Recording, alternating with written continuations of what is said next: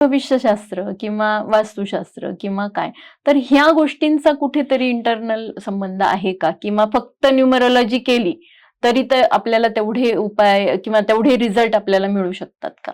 Result तर 100% मिळतात, कारण त्याची मी स्वतःच गॅरंटी घेतो, कारण मला एवढा अनुभव आलेला आहे. तर आम्ही लोक म्हणतात तुम्ही गॅरंटी कसं काय घेता? म्हटलं कारण माझा हे मी नाही सांगत आहे, एक शास्त्र आहे जे चालतंय.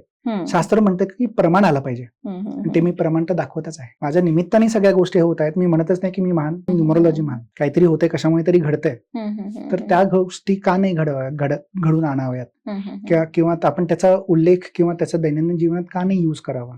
याचा कुठे अध्यात्माचा कुठे संबंध आहे का? तुम्हाला एक डिकोड करण्यासाठी ते एक अध्यात्मक लागतं थोडं. ते देवानी दिलं, म्हणजे स्वामींच्या कृपेने या सगळ्या गोष्टी मला घडून आणलेल्या आहेत. नुसतं तुम्ही पुस्तक वाचून तुम्ही न्यूमरोलॉजिस्ट नाही बनू शकत, किंवा तुम्ही उगाच पीएचडी करून न्यूमरोलॉजी नाही बनू शकत. त्याला तुम्हाला गॉड गिफ्ट हे लागतंच. म्हणून फक्त प्रेडिक्ट करणं हे जे ऍस्ट्रॉलॉजीमध्ये आहे ते 100% काहींच्या बाबतीत नाही घडत. का माझ्याकडे असे पण लोक आले ज्यांचं आम्ही त्यांना सांगितलं की तुमचं लग्नच ठरणार नाहीये, आणि त्या मुलाचं लग्न लावून दिले मी 2 महिन्यामध्ये स्पेलिंग बदलून. त्यामुळे तिथं मी चॅलेंज करायला रेडी आहे की असं होऊ शकतं. माझं ऑलरेडी झालंय, तर मी अजूनही चॅलेंज करायला रेडी आहे. बिंदास होऊ शकतं. तुम्ही फक्त घेऊन या, मी तुमची साथ आणि माझं एक्सपिरियन्स हे दोन्ही जोडलं ना तर निश्चित सगळ्या गोष्टी होऊ शकतात.